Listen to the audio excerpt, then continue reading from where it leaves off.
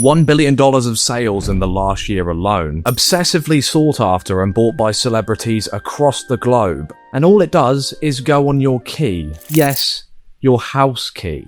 Before you assume, it wasn't imported from Colombia. This tiny keychain with its toothy grin, fluffy exterior and irresistible eyes has caused physical violence in the streets, been endorsed by major celebrities and formed a lucrative market of replicas. This is the story of the Labubu, a designer toy taking over the world. Money Costs posts a new video every single week. Get involved. Born from the imagination of a single artist and launched by a Chinese collectibles company, Labubu helped redefine what character creation is and what it means to collect. Labubu wasn't built in a boardroom full of executives. It was born in a sketchbook. From the mind of Kasing Lung, a Hong Kong-born artist whose whimsical and emotion-driven creations have captured hearts around the world.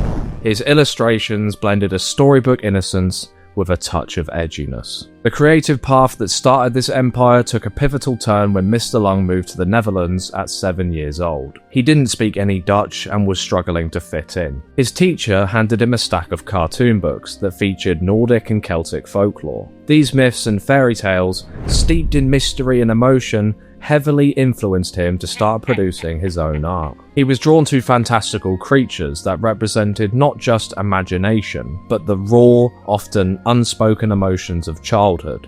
3 decades or so later in 2015, he published a visual storybook titled The Monsters, a quiet, haunting collection of hand-drawn characters. These beings were inspired by a mix of European legends, childhood nostalgia, and Lung's own emotions. Among them were Spooky, Taikoko, Zimomo, and Pato. However, there was one creature that really stood out: Labubu.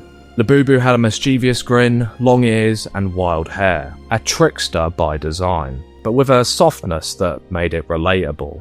It wasn't just cute, it was curious, awkward, strangely expressive, and these days seen as edgy. Labubu seemed to come from somewhere between myth and memory, and with that artistic character design, people around the world began to see pieces of themselves in it.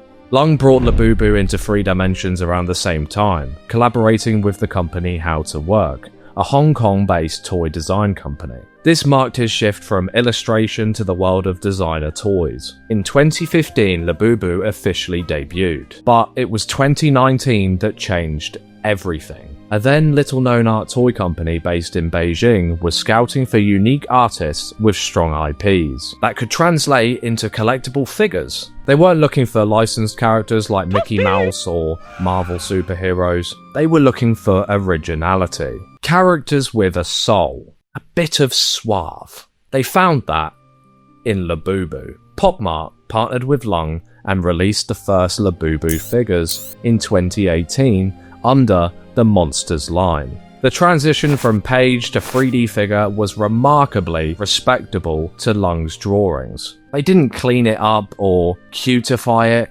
Labubu kept its edge, its crooked grin, its mystery. And that was the start of something massive. Popmart's brilliance wasn't just in spotting talent, it was in building desire. Their core strategy revolved around mystery boxes. Sealed boxes where you didn't know which version you were going to get, keeping to the mysterious personality of Labubu. It introduced elements of surprise, scarcity, and maybe even gambling, considering how difficult they are to acquire these days. You didn't just buy a toy, you chased one. And they release a new Labubu collection fairly regularly, with each set containing a secret rare Labubu. This drove people to buy more, heavily increasing demand. But it wasn't just about toys. Popmart positioned itself at the intersection of art, fashion, and lifestyle. Their stores looked like designer boutiques, their packaging felt premium, the photography was sleek, urban, and Instagram friendly. They didn't just sell toys, they sold identity. Popmart fueled the fire with international pop-ups, exclusive regional drops, and limited collabs with brands and artists. Labubu was everywhere, but also nowhere to be found. In the UK, the frenzy reached a boiling point.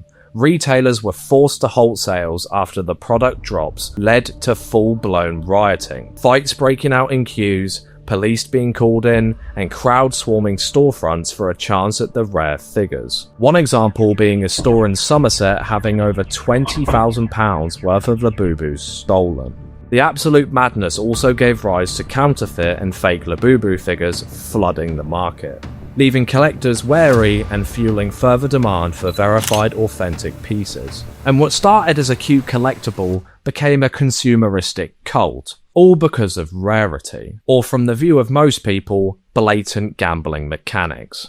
Each mystery box had the potential of a rare or ultra-rare Labubu. Resellers pounced on the opportunity. Similar bots used to get items from popular fashion drops were now being used to mass purchase little fluffy monsters. Real fans were pushed out, public drop events turned violent with videos circulating of people physically attacking each other over key rings. What once felt magical had been hijacked by hype and profit. It raised a difficult question. Do the opinions of individuals play a part in the fashion/art world, or are we all just conforming to trends again and again? Labubu shows up in fashion runways, in social media feeds, and on the shelves of devoted collectors. Celebrities like Rihanna, Dua Lipa, Blackpink's Lisa, and Central C have been spotted with Labubus, turning the character into something seen by the eyes of the world. Labubu became less of a toy and more of a statement piece/collectible art,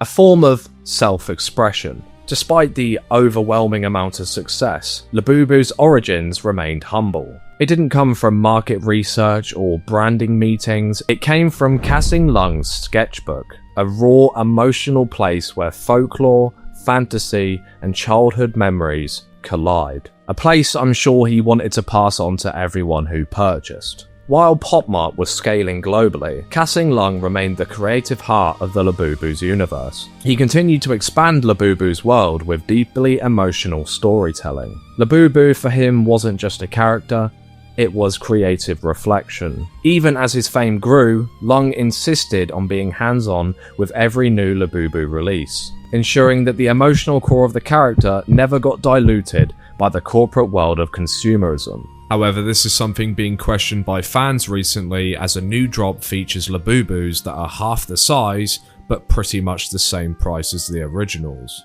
By the end of 2020, popmart went public on the Hong Kong Stock Exchange. The company's valuation hit over $7 billion. And while popmart by this time had dozens of products and characters in its roster, Labubu stood at the top. It's estimated that Labubu alone, across figures, keychains, apparel, accessories, licensing deals, and events, has generated over $1 billion in sales. That is nuts. In a world of mass-produced toys and endless content, Labubu stood out because it had soul. It wasn't engineered in a studio, it was drawn from memory, emotion, and vulnerability. Popmart didn't just sell Labubu, they protected its artistic roots while building a world around it. Some will say that adding a rarity and a mystery feature to the Labubu's marketing is essentially a form of gambling, considering the amount of scalpers and unnecessary violence. However, in the original story, Labubu is known for being mischievous, having good intentions, and always helping others. However, sometimes accidentally doing the exact opposite. I rest my case. Labubu is more than just a keyring or a toy. It's proof that when you mix authentic storytelling with smart branding, even the smallest creature can make the biggest impact. It's crazy, I feel like that's telling you something there, isn't it? Thank you so much for watching the video. You can check out another video on the screen here. You might like that one. Who knows? I'll see you in the next one.